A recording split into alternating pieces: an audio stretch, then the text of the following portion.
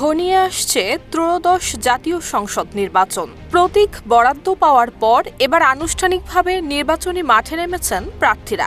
অবাধ, সুষ্ঠু এবং নিরপেক্ষ নির্বাচন নিশ্চিত করতে প্রচারণা নিয়ে বিস্তারিত নির্দেশনা দিয়েছে নির্বাচন কমিশন।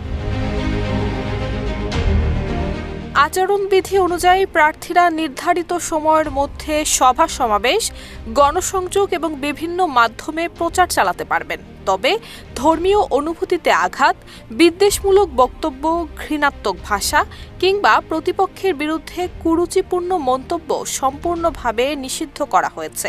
এবারের নির্বাচনে প্রথমবারের মতো পোস্টার ব্যবহারে দেয়া হয়েছে নিষেধাজ্ঞা।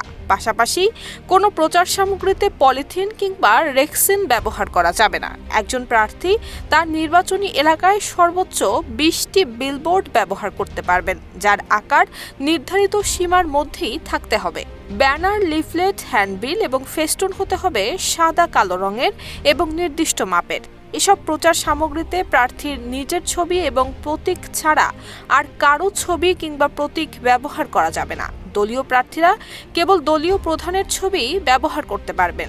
নির্বাচনী জনসভা আয়োজনের ক্ষেত্রে অন্তত 24 ঘন্টা আগে সংশ্লিষ্ট কর্তৃপক্ষকে জানাতে হবে। তবে সড়ক, মহাসড়ক কিংবা জনসাধারণের চলাচলে বিঘ্ন ঘটিয়ে কোনো সভা, শোডাউন কিংবা মিছিল করা যাবে না। যানবাহন ব্যবহার করে কিংবা মশাল মিছিলও নিষিদ্ধ। সামাজিক যোগাযোগ মাধ্যমে প্রচারের অনুমতি থাকলেও সংশ্লিষ্ট পেজ এবং অ্যাকাউন্টের তথ্য রিটার্নিং কর্মকর্তাকে জানাতে হবে। মিথ্যা তথ্য, গুজব কিংবা কৃত্রিম বুদ্ধিমত্তার অপব্যবহার নির্বাচনী অপরাধ হিসেবে গণ্য হবে। আচরণবিধি লঙ্ঘনের ক্ষেত্রে সর্বোচ্চ 6 মাসের কারাদণ্ড, অর্থদণ্ড কিংবা প্রার্থিতা বাতিলের ক্ষমতাও রাখা হয়েছে নির্বাচন কমিশনের হাতে।